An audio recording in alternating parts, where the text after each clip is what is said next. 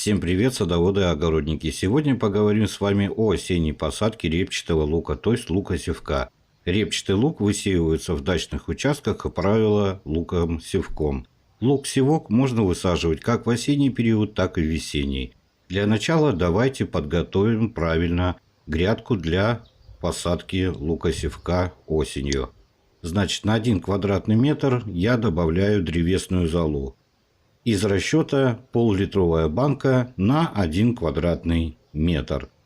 Теперь я еще добавлю обязательно удобрение, которое называется суперфосфат. У меня двойной суперфосфат, поэтому добавляем этого удобрения на 1 квадратный метр 30 грамм. Если у вас простой суперфосфат, то можете добавить 60 грамм на 1 квадратный метр. Суперфосфат представляет собой высокоэффективное азотно-фосфорное минеральное удобрение. Помимо указанных фосфора и азота, у суперфосфата в состав входят такие необходимые растениям для питания и роста микроэлементы, как калий, магний, кальций и сера. Вносится это удобрение путем заделывания в почву. Также я обязательно добавлю сюда перегной. Перегной я добавляю из расчета 1 10-литровое ведро на 1 квадратный метр. И теперь все это равномерно распределяю. Грядка у меня была заранее перекопана на штык лопаты. И после того, как я внес вот эти удобрения, которые вам только что показал, я перекапываю второй раз на пол штыковой лопаты, чтобы все удобрения у нас остались в верхних слоях почвы. После того, как я перекопал грядку, естественно, разбиваем большие комки и разравниваем грядку для посадки лука-севка. Для профилактики грибных болезней лука я буду использовать медный купорос. Нам необходимо приготовить 1% раствор. 1% раствор приготавливается путем разведения медного купороса 100 грамм на 10-литровое ведро воды.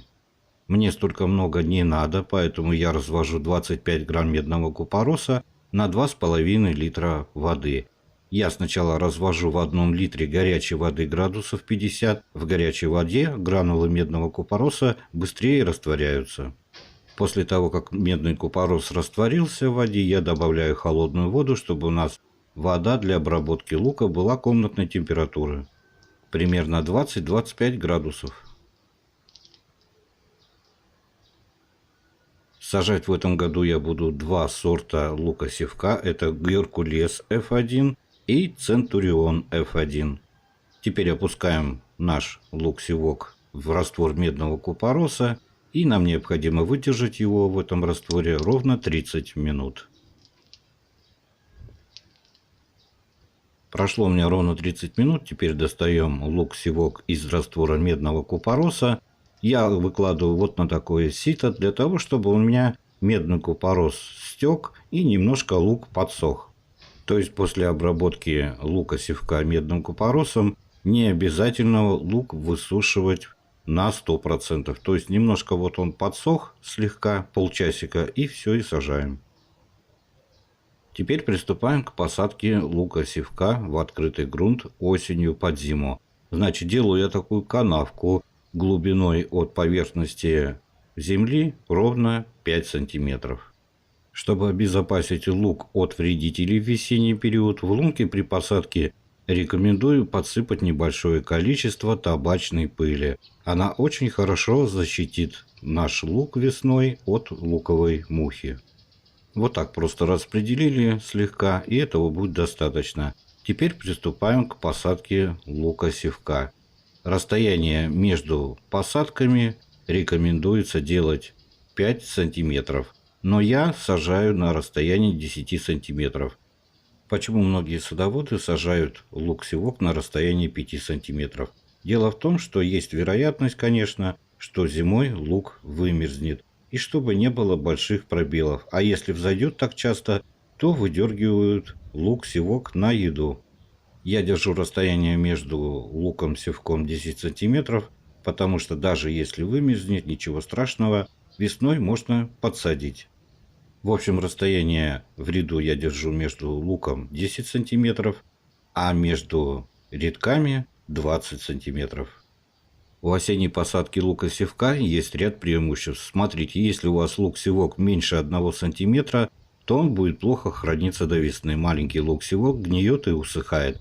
Поэтому маленький лук-севок посадить лучше осенью. Такой лук-севок может хорошо перезимовать и дать крупный урожай лука, который будет хорошо храниться.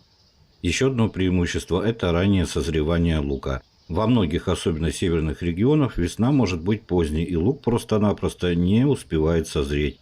В случае осенней посадки такого не случится. Лук, посаженный осенью, убирают на 2-3 недели раньше. Это дает возможность избежать пика распространения вредителей и болезней. За счет этого овощи хранятся лучше. Самый главный фактор осенней посадки лука – это сроки высадки лука. Когда нужно сажать лук-севок осенью под зиму? Дело в том, что лук достаточно быстро дает корни и перо, поэтому сроки осенней посадки лука-севка необходимо сдвинуть как можно ближе к морозам.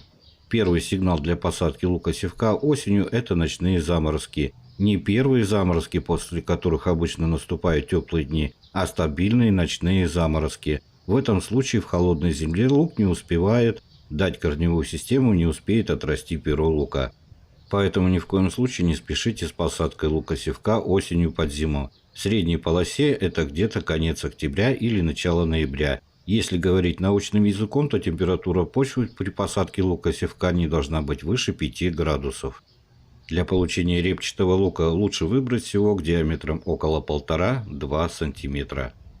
После посадки лука-севка осенью под зиму в открытый грунт я делаю так. Сверху присыпаю все это древесной золой. Во-первых, это хорошее удобрение кальциевое и еще очень хорошая защита от вредителей.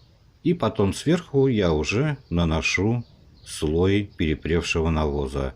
Перегной у нас послужит как защитный материал от первых морозов, когда еще у нас нету абсолютно снега. Также перегной защитит лук-севок весной, после того, как сойдет снег, от возвратных заморозков. И таким способом я прикрываю лук на зиму от морозов. И еще это, конечно же, очень хорошее удобрение. Слой перегноя я насыпаю 5 сантиметров.